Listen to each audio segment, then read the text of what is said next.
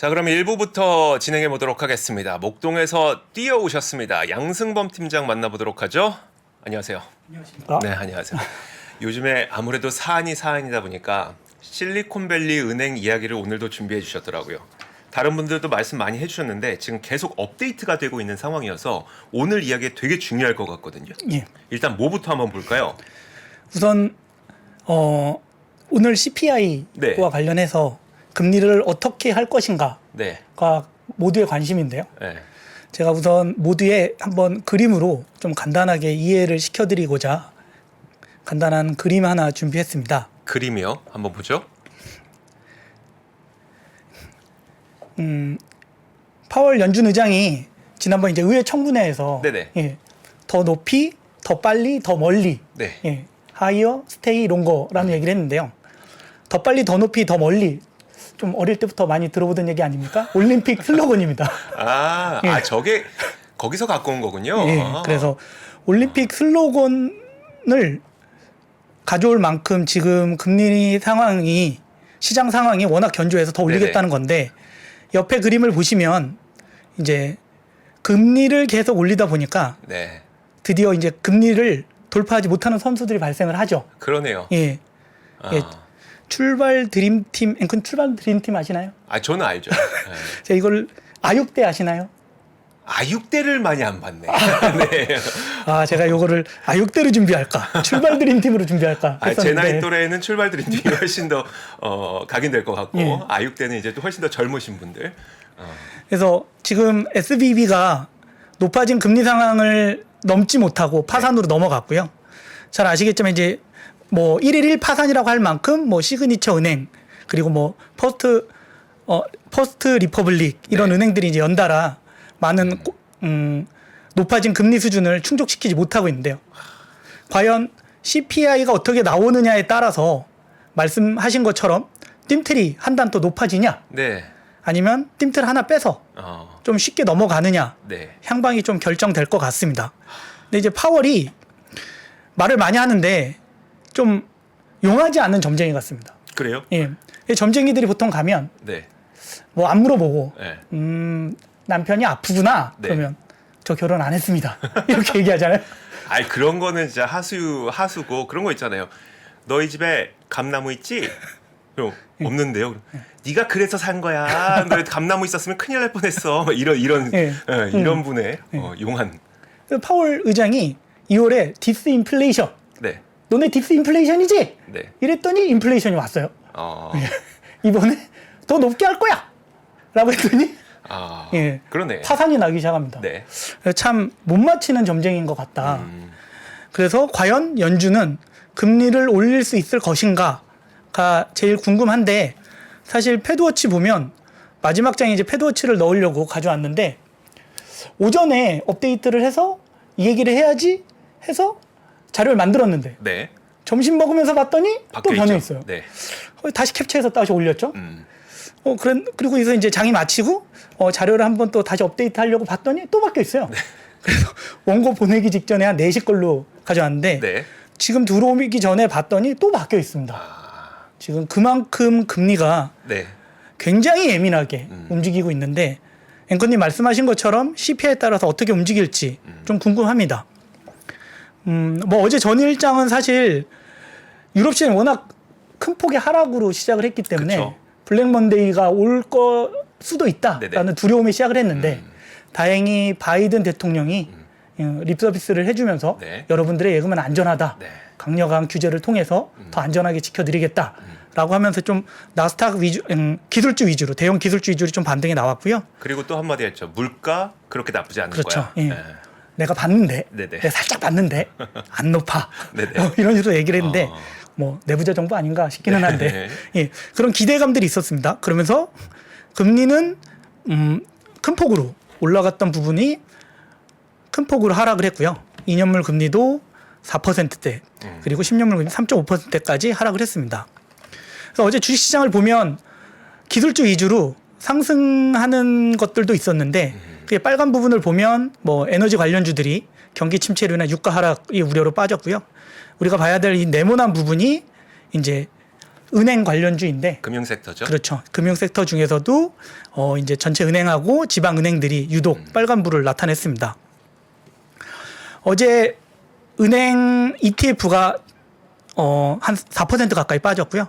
지방은행 ETF가 12% 넘게 빠졌으니까 네. 섹터 지방은행 섹터들이 한 12에서 13% 정도 전체적으로 전체 평균으로 하락했다고 보시면 될 것 같고요. 네. 어제 시장 특징이 뭐 굉장히 장중 변동성이 컸습니다. 맞아요. 예. 네. 다행인 거는 바이든 대통령의 연설하고 그 정부의 대응으로 안정세를 좀 찾아가는 것 같고요. 예, 들어오기 전에 주가들을 조금 봤는데 네. 오늘은 조금 반등이 나오고 있는 상황이라 예. 어제 휴일에 나온 전례 없는 미국 정부의 비상 대책으로 어느 정도 바닥은 단기적으로 네네. 바닥은 확인했을 수도 있다 이렇게 생각은 합니다. 우선 퍼스트 리퍼블릭 같은 경우에는 실리콘밸리에 있는 중소은행이다 보니까 네네. SVB랑 같은 부실로 같이 엮여져서 네. 주가가 큰 폭으로 하락을 했는데요. JP모건에서 700억 달러의 자금을 빌려와서 네. 그 인출 요구를 모두 채웠습니다. 그래서 전체 돈 빼겠습니다 했더니 다 줄 수 있었다고요? 그렇죠. 예. 보호받지 못하는 예금이 한 1,200억 달러였는데 네. 그 중에서 700억 달러를 빌려와서 그 중에 뱅크런으로 돈을 찾으시는 분들한테 모두 돈을 내어주면서 네. 파산 위기 혹은 부도 위기를 극복하면서 어제 주가가 빠르게 회복이 됐고요. 네. 찰스 수학 같은 경우에는 이제 온라인 브로커리지 증권사인데요.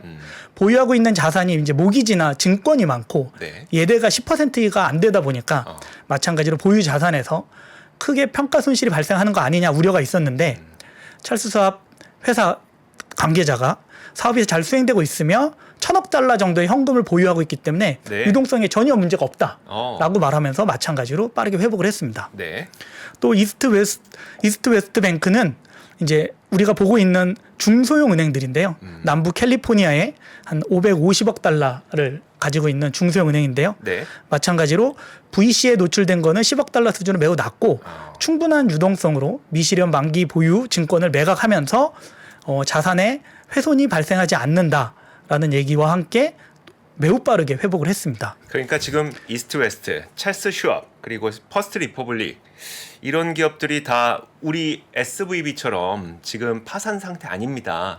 물론 퍼스트 리퍼블릭의 경우에는 우리는 돈이 없었지만 JP모건으로 돈 빌려와서 우리 예금자분들한테 돈 빼줄 수 있고요. 그리고 찰스 슈왑이나 이스트 웨스트 뱅크는 우리는 그거 상관없이 돈 다 드릴 수 있어요. 그 정도로 우리 현금 충분해요. 라면서 선긋기를 하고 있는 거네요. 그렇죠. 그러다 보니까 장중 낙폭에서 굉장히 빠르게 좀 반등을 하긴 했고, 네.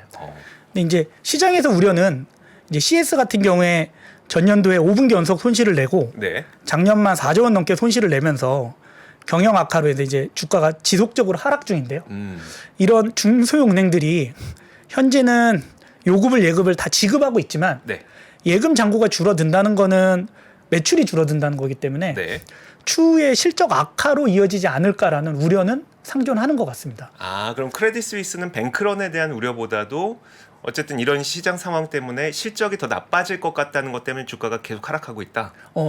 예, 그런 내용인데요. 좀 틀렸으면 좀 제대로. 아닙니다. 예. 그러니까 우선은 크레딧 스위스는 이번에 뱅크런 사태 문제가 됐던 건 아니고요. 네네. 이제 크레딧 스위스는 스위스의 두 번째 은행인데요. 네네. 예, 첫 번째 은행이 UBS고 얘네가 두 번째인데 우리가 이제 스위스 은행 하면 뭐 예전 드라마 같은 데 보면 스위스 은행에 숨겨놨어 네. 막 이런 거 있잖아요. 그러니까 이제 거액 자산가들의 자금을 운영해주는 예탁을 받아서 비밀리에 보관을 해주는 은행인데요. 여기에 예탁된 자산을 해치펀드에 투자했다가 크게 손실을 봤습니다. 네. 그러면서 CEO가 유상증자 등을 통해서 자본을 확충하겠다라는 얘기와 함께 주가가 작년부터 빠지기 시작했는데 거액 자산가들은 뭐 굳이 CS 아니라도 내가 맡길 때는 많고 요즘은 뭐 조세 회피처도 많기 때문에 자금을 많이 크게 인출을 하면서 스탁고가 줄어들고 그로 인해서 실적이 악화가 되면서 지속적으로 하락 추세인 겁니다.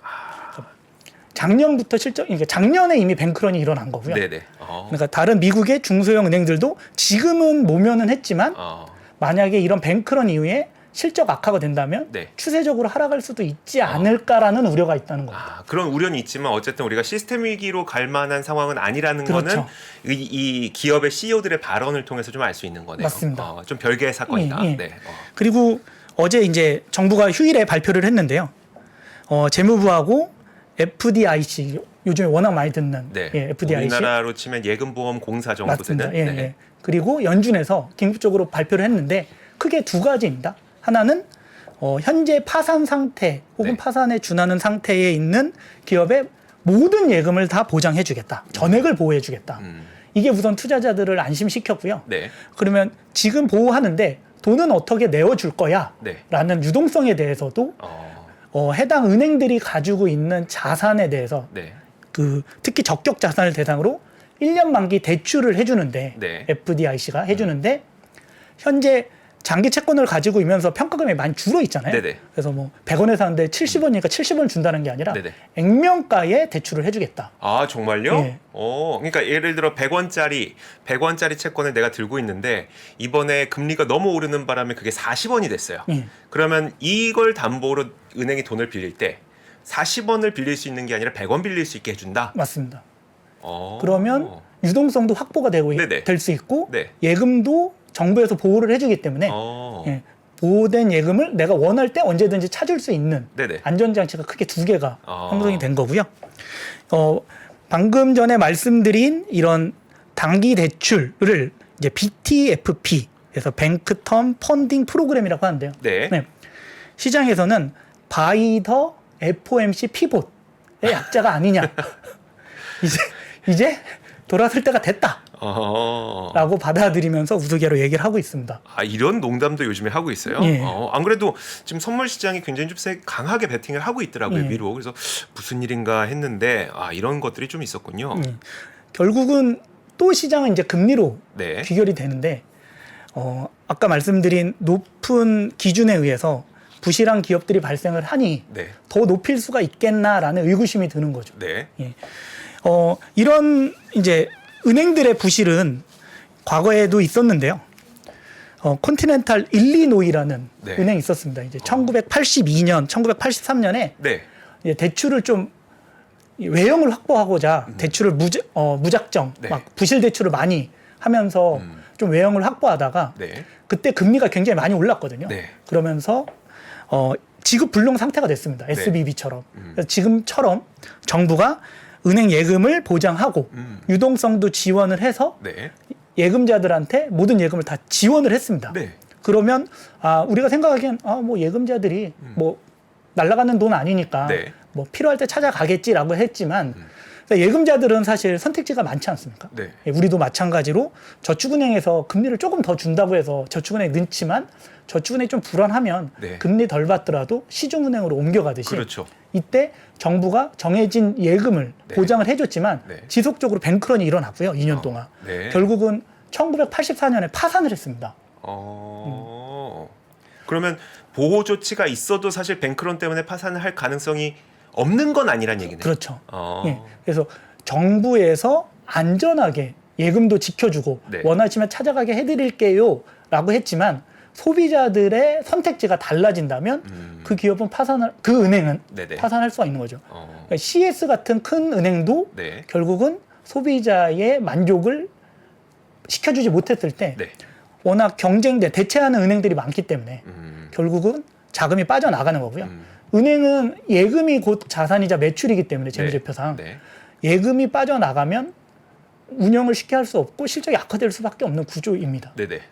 그래서 이번에도 정부가 안전하게 지켜줬지만 과연 뱅크런이 일어나는지 여부는 면밀히 좀 지켜봐야 될 것 같고요. 지금 당장 판단할 수 없다. 그렇죠. 그렇지만 그래도 어제의 모습으로 봤을 때 네네.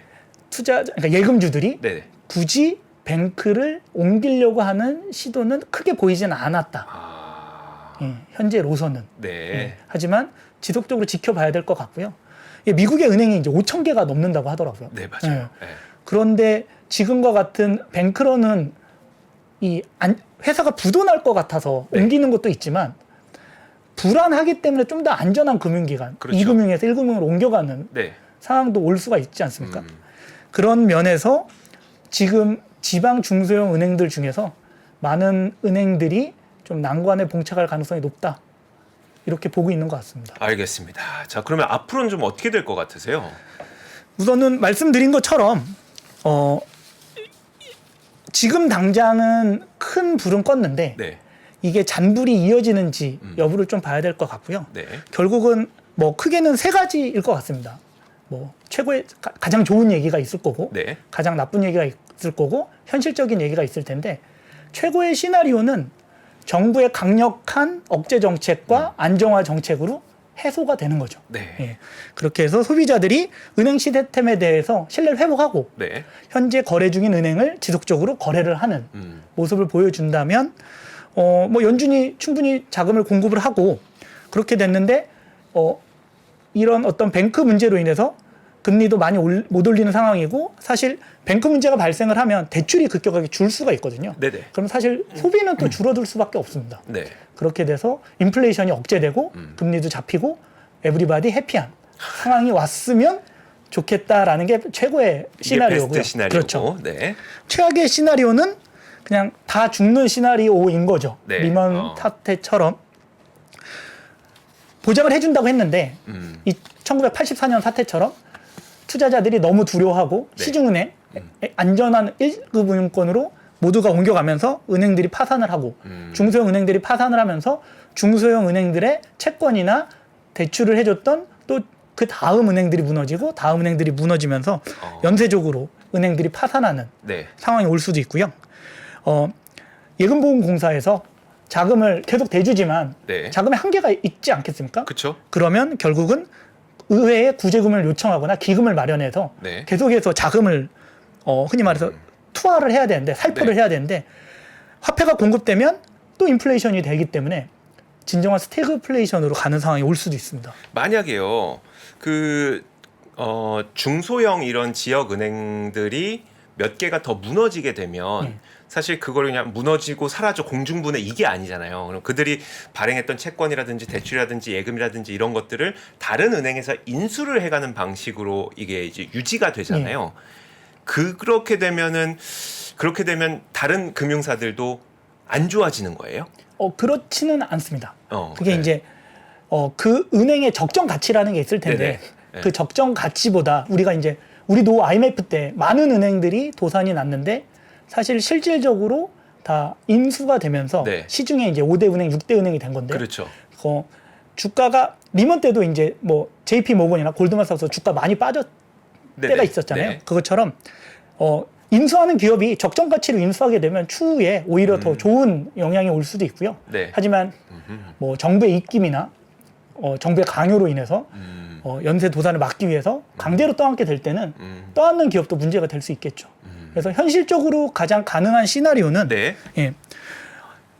일부 고객들은 인출을 하겠죠. 나는 여기가 싫고 다른 데로 가겠어. 또 일부 고객들은 뭐 불편한 거 없는데 네. 지방은행 집 근처에 있고 이런 고객들이 남아서 일부의 자금이 줄어들고 시중은행의 그 중소형은행들 수탁고가 좀 일부 줄어들면서 실적이 좀 악화될 수는 있지만 네. 파산까지 가지 않는 상황이 올 테고요. 말씀하셨던 것처럼 이미 파산한 은행들은 예금보험공사가 이거를 매각을 해서 자금을 회수를 해야 되는데 네네. 지금과 같은 이 중소형 은행들이 계속해서 실적이 악화된다면 인수할 기업들이 덜컥 나서지는 않겠죠. 그렇죠. 네. 그렇게 되면 자산을 회수하는 시기가 오래되고 좀 더 불안감이 좀 이어질 수는 있고요. 또 하나는 이 중소형 은행들이 자금이 부족하게 되면 네. 결국은 벤처 기업이나 중소기업들이 자금을 구하기가 어려워지는 그쵸. 상황이 오거든요. 네네. 그래서 어제도 3대 지수보다는 러셀 지수가 훨씬 많이 빠져 있는 상황인데 그렇게 된다면 결국은 밑단에서부터 이 중소기업들의 실적이 자금난으로 인해서 실적이 좋아지지 않는다면 빅테크들은 크게 무리를 받지는 않더라도 네네. 전체적인 시장이 좀 지지부진한 장이 올 수도 있을 것 같습니다. 그래서 지금으로서는 당분간 지켜보되 네. 많은 사람들이 크게 터질 가능성이 적고 네. 서브프라임 때보다는 규모 자체도 적고 그리고 리먼 사태 때는 사실 금융기관 간에 서로 믿지를 못하다 네네. 보니까 네. 서로 간에 자금을 먼저 회수하거나 채권을 먼저 팔려는 행위가 있었는데 네. 이번 중소형 은행 사태는 피해 규모가 어느 정도 윤곽이 잡혀 있고요. 아직까지는 정부에서 충분히 커버할 수 있는 수준이라 생각을 해서요. 잠깐의 노이즈는 발생할 수 있지만 길게 봤을 때는 충분히 해소가 되는 분명히 짧은 시간에 올 것 같다라고 생각합니다. 혹시 그러면 그 글로벌 금융 위기 당시랑 지금을 비교하시는 분도 계시는데 혹시 그 비슷한 부분과 좀 다른 부분이 있어요 지금? 예. 우선 어제 오늘 특히 오늘 많이 놀랐던 이유는 네네. 어제 말씀드린 것처럼 은행주 섹터만 빠졌거든요. 네. 지수는 다 괜찮았는데. 네. 근데 2007년 그 금융 위기 때도 S&P 500보다 은행 지수가 먼저 하락을 했습니다. 그 부분은 좀 비슷하네요. 예, 은행주들이 먼저 하락하고 네. 전체적으로 분위기가 안 좋아지면서 S&P 500 지수가 이제 전체 지수가 확 하락을 했고요. 국제 시장에서도 단기 금리인 2년물 국채가 급락을 하고 네. 일정 시차를 두고 스프레드 때문에 10년물 국채가 하락을 했는데 어제 약간 유사한 모습이 나오다 보니 비슷했죠. 예, 오늘 화들짝 놀라면서 이게 좀 유사하게 갈 수도 있을지 몰라라는 네. 우려도 있었는데요. 앞서 말씀드린 것처럼 그 금융위기 때는 전체 상업은행의 한 7~80%가 모기지에 집중 투자가 돼 있었고요. 네. 지금은 벤처 관련된 자금은 상업은행에서 뭐 10%도 안 되는 상황이고 또 나머지는 가상화폐 관련된 은행들이 부도가 난 건데 네네. 상업은행은 그쪽에 이제 투자 비중이 매우 작기 때문에 그렇죠. 지금 노출된 비중이 작아서 사실 앞서 말씀드린 것처럼 불안감은 있지만 노출 규모가 현재는 네. 매우 현격이 작다. 그때 비해서 충분히 해결할 수 있는 수준의 금액과 상황이다. 이렇게 보고 있습니다. 현상은 비슷했지만 내부 알맹이가 지금 다른 거네요. 그렇죠. 앞서 말씀해 주신 게 그 피해 규모가 좀 정해져 있다고요? 중소은행들 중에서 그러니까 네. 뭐 결국은 중소은행들이 다 망한다고 하면 네. 그 안에서 벌어들일 수 있는 자산이 이제 금융위기 때는 파생 상품에 네. 투자를 하다 보니까 사실 정확한 손실 규모가 다 끝날 때까지 알려지지가 않았거든요. 맞아요. 네. 근데 지금은 자산이 채권에 들어가 있는 거잖아요. 채권에 대해서는 평가 금액은 있지만 그러니까 가격 변동 리스크는 있지만 네. 디폴트 리스크는 없는 무형 자산이기 때문에 네. 피해 규모가 지금은 어느 정도 뭐 줄어들어 있지만 시간을 갖고 회복될 수 있는 규모의 자산이다라고 보고 있습니다. 국채니까. 그렇죠. 국채니까. 알겠습니다. 사실 저도 그 글로벌 금융 위기를 좀 떠올려 보면 그 당시는 그 내용 자체를 몰랐고 나중에 영화 보면서 빅쇼트 보면서 이게 CDS 이게 CDO CMO였었구나 이런 걸 나중에 알게 됐는데 사실 지금도 정확하게 모릅니다. 그 파생 상품이 뭐 이렇게 쪼개서 10개로 쪼개갖고 그걸 합친 다음에 부실을 한 개 섞고 막 또 나눴다가 다시 쪼개서 합치고 이 과정이 있었다는 걸 뭐 지금도 그 잘 알지 못하겠지만 지금 분명히 이 사건의 경우에는 국채이기 때문에 피해 규모가 대략적으로 좀 짐작은 가능하다. 그래서 좀 전이될 가능성은 낮아 보인다. 앞으로 지금 변수 우리가 가장 가깝게 보고 있는 건 CPI 변수입니다. 다른 것들은 뭐가 있을까요? 우선 이번 주에 뭐 소비자 물가도 나오고 네. 내일 이제 소매 판매 생산자 물가 지수도 나오고 실업수당 청구 건수도 나오고 네. 소비자 심리 지수도 나오는데 사실 어제도 기대 인플레이션이 발표됐거든요. 네. 예, 사실 예상보다 잘 나왔습니다. 예. 1년 기대 인플레이션이 4.9에서 4.23으로 좀 둔화됐고 3년도 2.71에서 2.66으로 소폭 둔화됐거든요. 네. 예, 기대 인플레이션이 둔화된다는 거는 소비가 향후에 감소할 수 있는 네. 상황이거든요. 그러니까 사람들이 소비를 할 때 현재의 소득에서 이 소득에서 얼마를 쓸까를 고려할 때 기대 인플레이션을 고려하는데 네. 예, 물가가 많이 올라갈 것 같으면 지금 사는 게 유리한 거고 그렇죠. 물가가 내가 은행에 넣어놓는 것보다 안 올라갈 것 같으면 지금 잠깐 저축을 했다가 나중에 사도 충분히 가능한 상황이기 때문에 기대 인플레이션의 하락은 향후에 소비 감소로 이어질 수 있는 것이었는데 네. 겨우 찾았습니다. SBB 때문에. 네. 아무도 얘기를 하지 않아서. 네네. 그래서 지금은 많은 지표들이 있겠지만 오늘 소비자 물가의 향방에 따라서 네. 추가적인 지표가 의미가 있냐 없냐가 나오지 않을까 싶습니다. 알겠습니다. 지금 보니까 6.0% 헤드라인 기준으로 6.0% 정도를 월가에선 예상하고 계시던데 양승범 팀장은 어느 정도 좀 생각하고 계세요? 희망을 물어보시는 건가요? 이 자리에서 뭐. 희망은 좀 그럴 것 같아요. 왜냐하면 지금 사안이 사안인 만큼 예. 여기서 희망으로 얘기하기는 좀 어려울 것 같고 예. 좀 그래도 뭐 제 생각에는 네. 우선 클리블랜드 연은이 인플레이션 나우에서 계속해서 인플레이션 관련된 자료를 보여주지 않습니까? 네네. 근데 최근 6개월 동안 클리블랜드 연은이 3번은 맞고 3번은 틀렸거든요. 네. 예. 근데 이제 맞고 틀리고 맞았단 말이에요. 네. 그래서 이번에는 맞지 않겠나. 클리블랜드가 지금 얼마 제시하고 있죠? 6.21입니다. YOY로 CPI가 6.21이고 6.21. 코어 근데 CPI가 5.54. 만약에 6.21 되면 지금 1분도 안 남았는데 네. 6.21 되면 사실 시장 예상치가 6.0이기 때문에 오히려 시장에는 되게 부정적으로 작용할 수 있겠네요. 클리블랜드처럼 나오면. 그렇게 된다면 다시 금리 인상을 0.5까지는 아니더라도 네. 뭐 0.25에 좀 더 무게가 실리는 상황이 될 수 있을 것 같은데 고용도 사실 좋았었기 때문에 물론 네. 이제 세부 내용은 뭐 그 임금 상승률이나 실업률은 좀 달랐지만 네. 아직까지 연준에서 보는 것처럼 음. 물가가 쉽게 잡히지는 않았을 가능성이 높다고는 생각은 하고 있습니다. 네. 알겠습니다. 마음은 6.0입니다. 6.0. 그러니까요. 그런 마음을 누군들 안 갖고 있겠습니까? 자, 지금 일단 30분이 지났어요. 제가 업데이트가 되는지 한번 쭉 보도록 할 텐데 아직은 좀 나왔습니다. 자, 지금 나왔으니까 한번 바로 보여드릴게요. 자, 일단 화면 한번 보여주세요. 자, 2월 CPI 지금부터 보여드리도록 하겠습니다. 자, 여기입니다. 전월 대비 0.4%, 지난달에 0.5% 상승이 전월 대비 나왔기 때문에 일단 전월 대비로는 나쁘지 않은 모습이고요. 자, 그리고 두 번째로 볼 수 있는 게 헤드라인 넘버. 이겁니다. 6.0 나왔습니다. 6.0. 시장 기대치와 부합하게 나왔기 때문에 이거 긍정적으로 볼 수 있고요. 근원 봐야죠. 근원은 이쪽에 나와 있습니다. 자, 올 아이템 레스 푸드 앤 에너지이기 때문에 음식과 에너지를 제외한 근원 CPI가 0.5% 상승으로 나왔어요. 근데 이게 지난달에 0.4%였기 때문에 근원은 좀 높아진 겁니다. 근원이 좀 낮아져야 되는데. 자, 더 중요한 거 바로 이거죠. 근원 전년 동월 대비 CPI는 5.5%가 나왔습니다. 지난번에 5.6% 나왔었거든요. 근원 CPI가 전년 동월 대비로도 5.5%니까 이것도 개선됐다고 보는 게 맞아요. 그래서 일단 전체적으로 봤을 때는 좀 긍정적으로 볼 수 있어요. 이걸 눈으로 보여드릴게요. 바로 이겁니다. 자, 이게 전월 대비해서 보는 거기 때문에 지난달에 0.5% 상승한 걸로 나왔죠. 이번에 0.4% 상승한 걸로 여러분께서 확인하시면 될 것 같고, 그 다음으로 볼 수 있는 게 바로 이겁니다.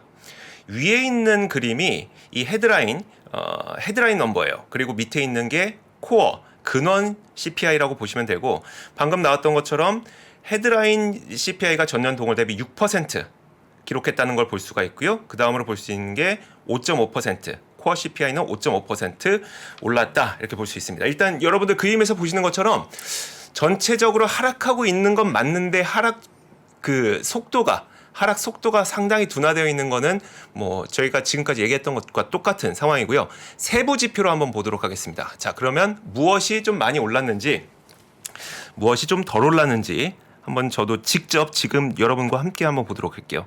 가장 중요한 게 이 쉘터잖아요. 주거비가 지금 0.8% 올랐습니다. 사실 이게 좀 문제예요.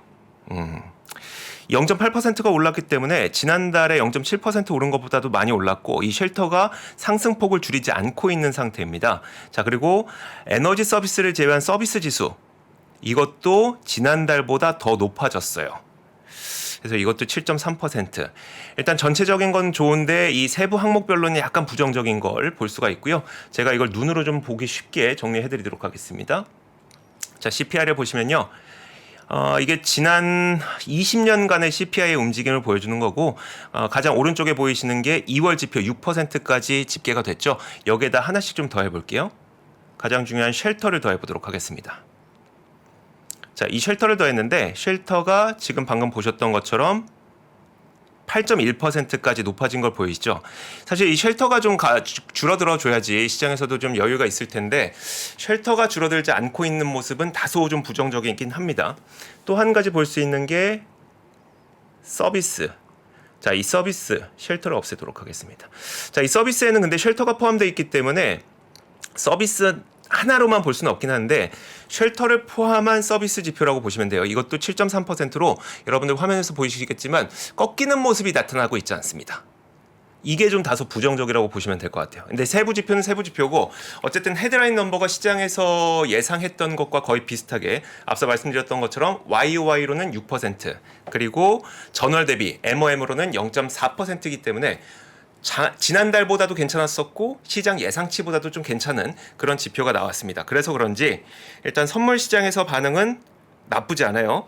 S&P 500은 0.8% 정도 오르고 있고 나스닥 지수가 상승 탄력 조금 줄이긴 했지만 0.7% 오르고 있습니다. 자, 그리고 다우 지수가 이것도 약간 뭐 좀 줄이긴 했습니다만 0.6% 정도 상승한 채 움직이고 있어요.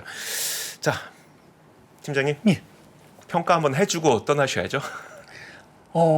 천만 다행이다. 천만다행. 예. 그래서 물가가 시장 컨센서스에 부합했기 때문에 네. 연준에서는 과감하게 금리 인상을 할 이유가 크게 없어졌고 네네. 그렇다면 지금 시장에서 우려하는 경기 침체 혹은 신용 경색과 네. 관련된 부분을 조금 더 고려해서 FOMC에서 금리 결정을 해주지 않을까 싶습니다. 알겠습니다. 그래서 좀 괜찮은 수치로 알겠습니다. 연준의 부담이 한층 줄어든 수치네요. 그렇죠. 아주 좋은 건 아니지만 그렇죠. 알겠습니다.